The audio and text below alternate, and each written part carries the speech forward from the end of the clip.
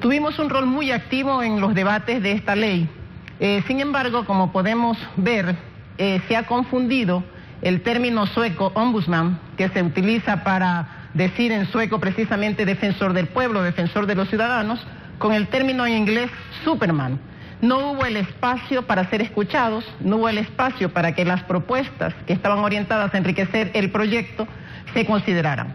Y entonces en este momento tenemos una ley que convierte al defensor del pueblo en una superautoridad que a la vez que defiende, entre comillas, al ciudadano, al pueblo, también hace las veces de juez, porque juzga, porque sanciona, también hace las veces de fiscal y también hace las veces hasta de legislativo y hasta de ejecutivo, o sea, una superautoridad que tiene poderes que van más allá, mucho más allá de la Constitución, y que esas competencias y atribuciones que están determinadas en esta ley van inclusive a tomar competencias que están ya definidas para la administración de justicia.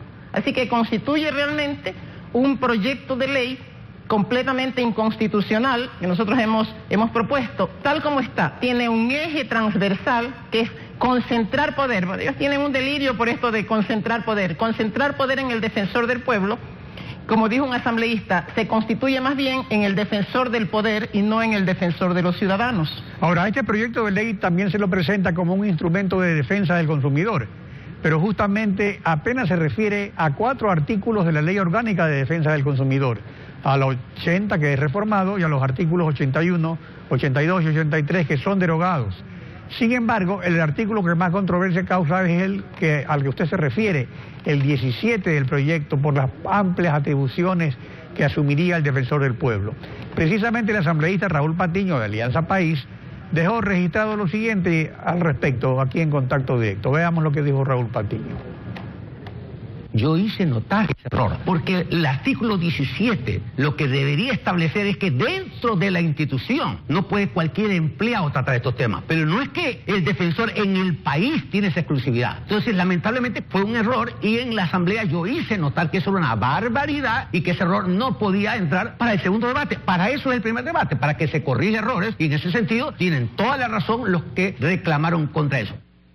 Ahora, ¿qué pasó después de que incluso asambleístas de Alianza País como Patiño se opusieron? ¿Qué fue lo que se decidió en el primer debate respecto a este artículo 17? ¿Qué propuestas se hicieron concretamente? Bueno, las propuestas fueron varias. Hemos nuevamente presentado un informe a la comisión, no nos hemos reunido aún, pero el tema de las amplias competencias que tocan inclusive la administración de justicia van más allá del artículo 17. O sea, en el artículo 17 queda como en evidencia, pero en el artículo 6, en el artículo 7 del proyecto de ley, también donde se hablan de las atribuciones del defensor del pueblo, y en el artículo 7, en donde se define la inmunidad absoluta y completa del defensor del pueblo.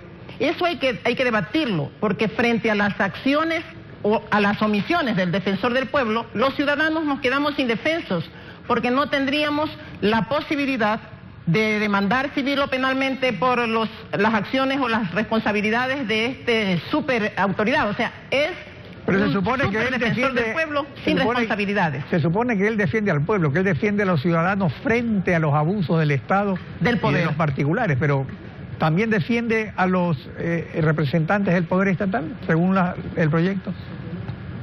Según el proyecto, cuando se le da la posibilidad de juzgar, cuando se le da la posibilidad de sancionar, y habla de tanto a funcionarios públicos, pero también a personas en el sector privado, significa que si es un juzgador, que desde luego eso tiene que cambiar en la ley, y si tiene la potestad de definir sanciones en contra de lo que dice la Constitución, tiene que ser responsable de esas acciones, de esas decisiones, de ese juzgamiento y de esas sanciones que podrían en algún momento causar daño a los ciudadanos a los que pretende defender. Entonces yo creo que en este momento hay que definir que un defensor del pueblo tiene como objetivo básico y fundamental defender y tutelar los derechos de los ciudadanos. Y ahí también están los derechos de los consumidores.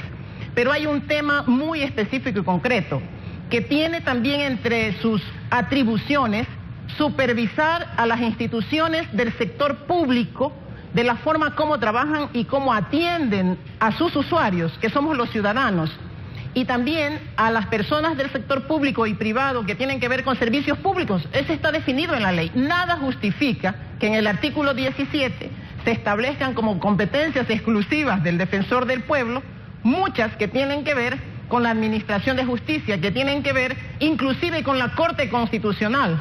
Eso no es posible, o sea, porque queremos defender a los usuarios y está bien, está definido en la Constitución, pero esta ley tiene fondo de inconstitucionalidad y en el artículo 18 aún más se define que el defensor del pueblo tiene que aprobar una serie de recursos de garantías jurisdiccionales. Por ejemplo, si un ciudadano quiere presentar una acción de protección, debería tener previamente la aprobación del defensor del pueblo. Pero eso sería una forma de adelantarse al paquete de enmiendas constitucionales que pretende coartar los derechos ciudadanos respecto a la acción de protección. O sea, ya se está adelantando ese proyecto de ley a establecer que los ciudadanos van a ser tutelados. O sea, él va a ver si pueden derecho o no a reclamar para que no le reclamen al Estado cuando sean vulnerados por el Estado. De eso se trata. Está claro que no es entonces un error de secretaría, está claro que hay una intencionalidad de constituir a través del defensor del pueblo, que no es una persona que tiene independencia, todos sabemos cuál es su origen político, y que por tanto puede convertirse en una herramienta no de protección y defensa de los derechos de los ciudadanos, y hemos visto en casos públicos donde el defensor del pueblo, por ejemplo en el caso de los estudiantes del Mejía, no ha patrocinado ni ha defendido los derechos, el derecho al debido proceso de estos estudiantes, como pudo hacerlo de oficio simplemente, y no lo ha hecho. Entonces puede convertirse realmente en una herramienta para perseguir, y eso está claro cuando le estamos dando la posibilidad de ser un juzgador y un sancionador, y esa no es la naturaleza del defensor. En cuanto a la defensa del consumidor, el asambleísta Raúl Patiño, en contacto directo, destacó lo siguiente, veamos.